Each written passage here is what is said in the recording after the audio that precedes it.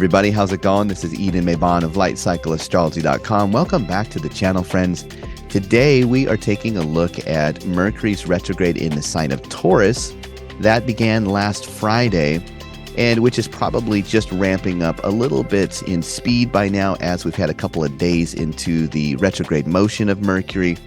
Now, this happened, of course, in the sign of Taurus conjunct Uranus. So we're going to take a look at some ways or themes to watch for this particular Mercury retrograde, given the fact that it is happening in a Venus-ruled sign and should have some connection to Venusian things like relationships or loved ones or what we're attracted to or what we are desiring. And also it has that Uranian component in there too, which sort of brings in kind of a wild card to the Mercury retrograde. So it's a pretty interesting Mercury retrograde. And we're going to take a look at the timing and themes to watch for this one.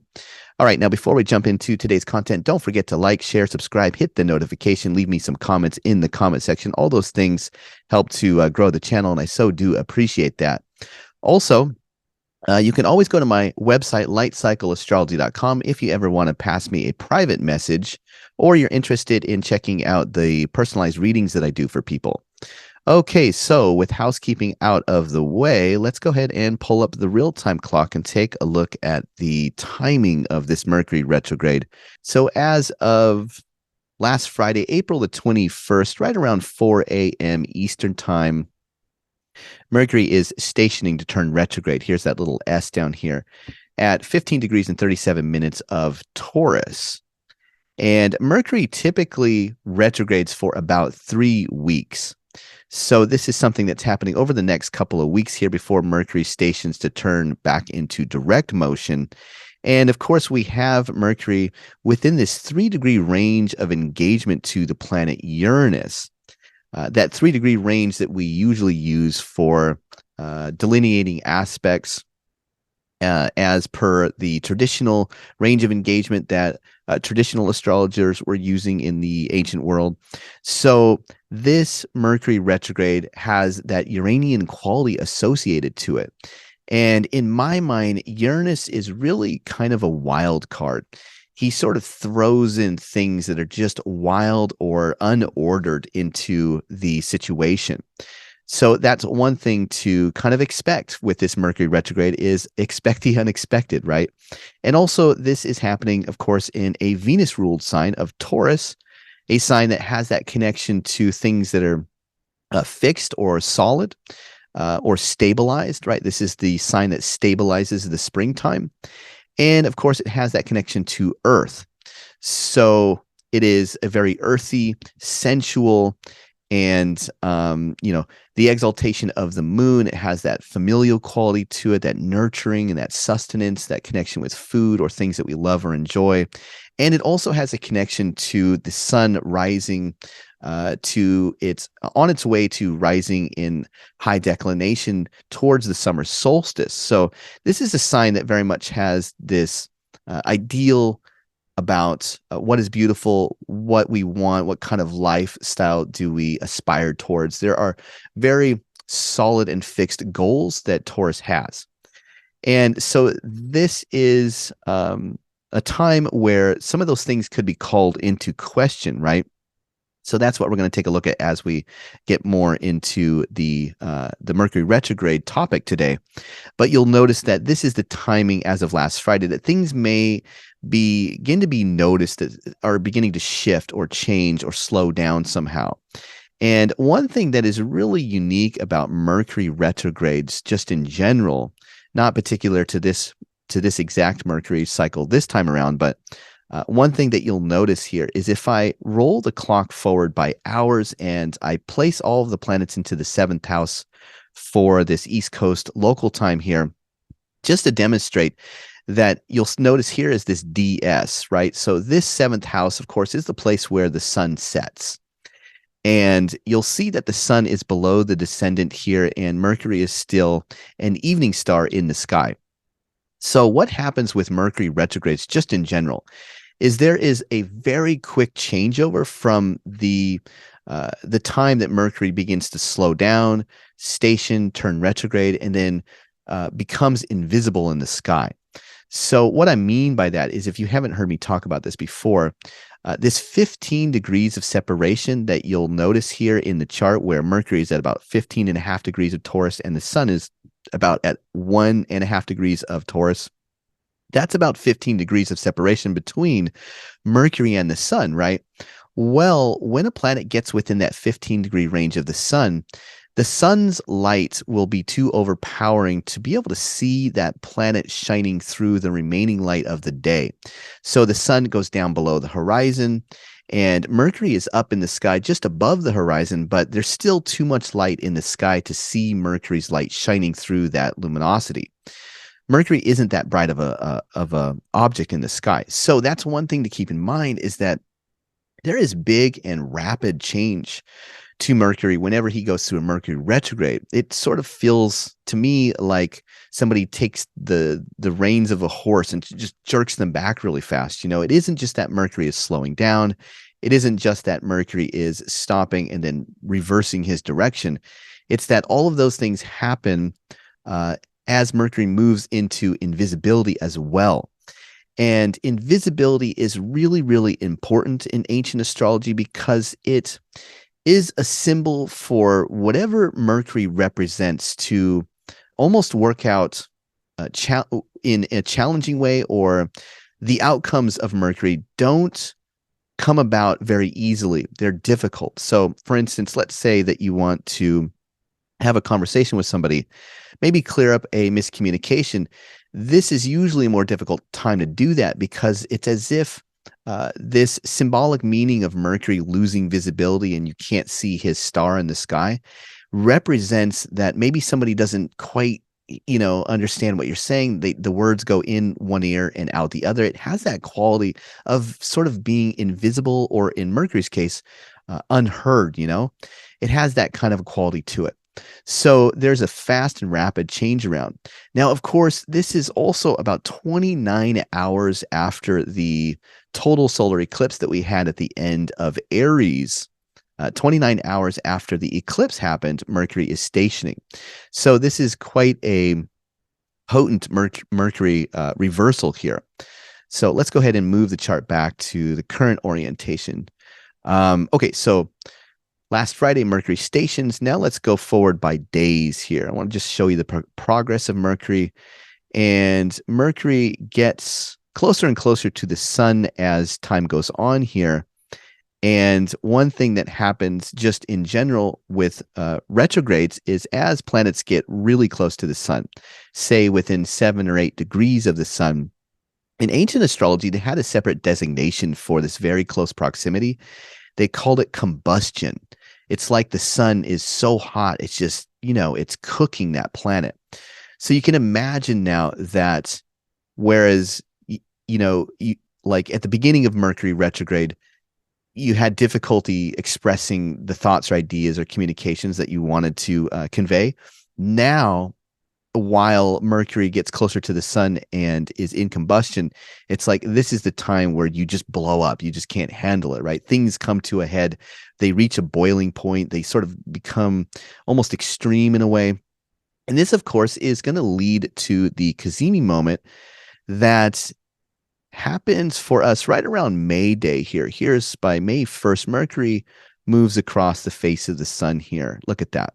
So between May and May 2nd here, there goes Mercury through the conjunction with the sun, and that is the Cassini moment that represents the rendering or alchemical aha moment that you go, oh, I understand what it is that I've been wrestling with in my mind. Now there's a clarity. It's as if something gets rendered down, becomes clear, gets understood in a way that has this moment of insight that you just all of a sudden can understand something. That's typically the way they represent the Cassini between Mercury and the sun. Mercury becomes very powerful now from this particular moment in time, and then is seen to be symbolically reborn as a new Mercury, right? And as we continue on towards the second half of the Mercury cycle here, we get to about May it's right around May 16th or so that here comes Mercury stationing to turn direct, to begin moving forward again. And yeah, by about May 16, here comes Mercury. Now, this is the moment in the cycle where symbolically we may have taken some understanding, and maybe now we are beginning to put something into action. Maybe we hear back from somebody that we've been waiting on. There are moments now where things sort of come out, right? And look at the separation between the sun and Mercury now, right? It's 5 to 15 is 10 degrees, 5 to 20. So the sun is about 20 degrees away from Mercury. And so this is probably when Mercury becomes visible in the sky again. So things are recovering by this point, right around May 16. And there's one more piece to this puzzle again. Now, remember that I said that this Mercury had this very deep connection to Uranus.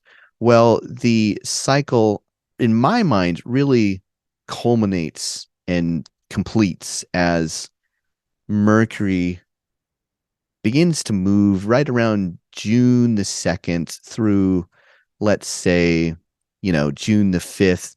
There's that moment where Mercury comes back to the planet Uranus and has now a completed conjunction with this planet. And even if you go forward a little bit more, by June the 12th here, Mercury moves into Gemini and into its own temple or abode. So this is full recovery for Mercury. He's visible. He's gone through this final contact with Uranus. He's going direct. That is really sort of the story and the sequence of this Mercury retrograde, if you will, and the timing of it as well. So we're talking about 44 to about 40, like we'll call it 50 days or so, that this whole thing sort of plays out as like a story. So now let's talk about some themes or some meaning for this, dive into a little bit about what this could represent archetypally or thematically. So first of all, let's discuss some Mercury in Taurus keywords or concepts, right? What is Mercury in Taurus like, just from the standpoint of being in a Venus-ruled sign that has an earth quality to it and is said to be fixed or solid? Well, you get things like shopping lists or shopping budgets, right? Things that have to do with goods or food, and Mercury's ability to sort of list and organize things and get at the details. So either the money for shopping, shopping lists, shopping budgets. We also have love language. I love this one, right? This is happening in a Venus-ruled sign, so it has a connection to love. And Mercury, of course, has that connection to language, so love language. We also have a big theme for Mercury in the sign of Taurus is going to be questioning what has been stable, questioning goals, maybe desires, what is beautiful, what is attractive. And we also have gossip, right? So Mercury's ability to talk about, question, break down, get at the finer details of something, about something in particular that has a Tauranian quality, something that maybe something that has been stable, has been sort of the status quo in the past, something that is just we're in a rut and we've been doing it for a long time. Mercury can come along and sort of bring those things into question and say, well, I don't know, should we keep doing these same old things? Is this thing that's always been here, is that what we want to keep doing?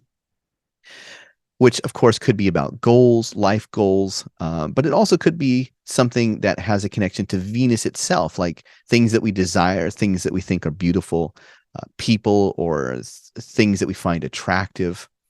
And Mercury in the sign of Taurus can also be a gossip, that stereotypical gossiper of people. Another one is messages from the sense body. Mercury as the symbolic messenger archetype that is running through the sign that is the exaltation of the moon and is a Venus-ruled sign. So you're talking about the moon relating to the body, and you're talking about what is sensual, what is sensational to the body, and what messages is Mercury connected to. So this is very much listening to your body and all of the other senses too. So for instance, could this be a time where you end up digging out some old music, and going through some of your old music, right? Something from the past, that connection to the moon, what is familiar, what is almost nostalgic, right? It has that sensual quality to it. So listening to older music or music of the past, driving to see an old place, some place that we haven't been in a while that we enjoy being, some place that's maybe beautiful or natural. Or it could be seeing a person that we haven't visited in a while, It could be changing the kind of food we like, It could be maybe we get back into a food that we used to like, or it could be that we just simply have a change in taste and we begin liking something different, wanting to be touched in a different way or by a different person. So yeah, you get the idea here. It's the what are the messages coming from the body when Mercury is in Taurus? That is really the question, I think. And some themes to watch for, given the fact that this is happening in Venus's temple and has that connection to Uranus here. Let's take a look at some themes to watch for that pull in some of these qualities of Venus and Uranus together. So theme 1, unusual curiosities in sex, love, relationship, what is attractive, etc. Right? It's not just that Mercury is calling into question some of these things that are Venusian, like love or relationship or desire, what's attractive, what is bringing us pleasure. But you throw in Uranus there. Uranus is very much the wild card. It's like he comes along and says, all of a sudden you're really liking this and it's unusual to you or different or outside of the box to you. And it just comes out of the blue. That's very Uranian, right? It's just a wild card that comes in and says, what's happening in relationship. It's like all of a sudden we both like to go to theme parks. That's just our thing now in my relationship. Both me and my partner, we love theme parks or whatever it is. Or of course it could be somebody that you just find yourself attractive to that has, almost like you tell yourself like, I really wouldn't normally even consider this person attractive or be into this person. This person's not really my kind of person, but there's something unusually attractive about this individual all of a sudden to me. That's a very Mercury retrograde in Taurus with that connection to Uranus. Okay, theme number 2, a wild card experience or encounter. Say, for instance, a person from our past. But something like that changes things somehow, delays decisions, changes thinking over the course of fate or circumstance. Right. So this is just the unknown, expect the unexpected wild card thing that sort of comes in and somehow changes fate, changes circumstance, changes the way that we're thinking about things, something that we couldn't have expected. Maybe it's, just somebody showing up that we haven't seen in a long time, maybe from the past, an ex or somebody like that. But also it could be delays, ways in which we get some information coming in that seem to delay something that we were sure about and were prepared to make a decision on before. Now there is this wild card experience or encounter with somebody or a situation or circumstance that really alters the course of direction, so to speak. That is definitely a theme that we see a lot. I've already been noticing that people have been talking about that they've had resolution or interesting contacts with people from the past, ex-lovers or old boyfriends or things like that. I've already been hearing that a little bit with this Mercury retrograde. Okay, theme number 3, a breakthrough conversation with a loved one.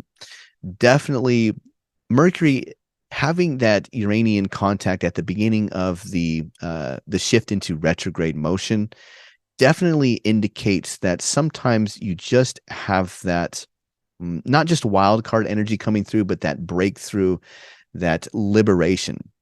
So this is really interesting. I'll tell you a little story about why does Uranus have this association with a breakthrough or freedom or independence. Why does Uranus have this signification to begin with? Well, if you go back to the ancient Greek myth of the god Uranus, and I'm not going to pronounce the original way you would pronounce that. It's Uranus, or something like that.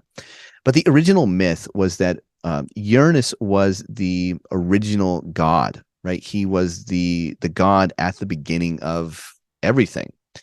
And he was locked to the earth, the mother Gaia. He was the sky god that was locked. So this was before time. And what happened is if you are familiar with this myth, you might remember that Saturn comes along and castrates Uranus. And some people think that represents the sky and the earth becoming unlocked for the first time, and it explains why does the sky rotate. It was that castration that Saturn performed on the sky god that began moving time, began the sky rotating. So one thing that Uranus has always been connected to is things that are locked become unlocked. So there could be a conversation that you have with somebody that you would consider a loved one, or you're in relationship with, or could be sister, could be romantic, anybody that is important to you, that all of a sudden something that was locked becomes unlocked. And we usually think of it as like a breakthrough. So that's one theme that definitely could be happening right now for this Mercury retrograde, I think. Okay, theme number 4, a twist of fate in a love story. So pretty much the same kind of thing, right? It's just a twist, a turn of circumstances or fate. This we get from Mercury going backwards in his movement, right? This is something changing or turning, reversing, right? The typical thing with a planet going into retrograde motion. But of course, you throw in that Uranian quality to it, and this is really a wild card moment. And it might have something to do with a love story, right? Because Mercury is the god of writing and stories. So what could potentially be happening in a story that might have a connection to Venus? A love story, a twist of fate in a love story. Okay, so theme number 5 is rekindling sex life. I could definitely see this because Venus is also related to sexuality and sensuality, and Taurus is a young springtime sign that very much has that sexual nature or quality associated to it.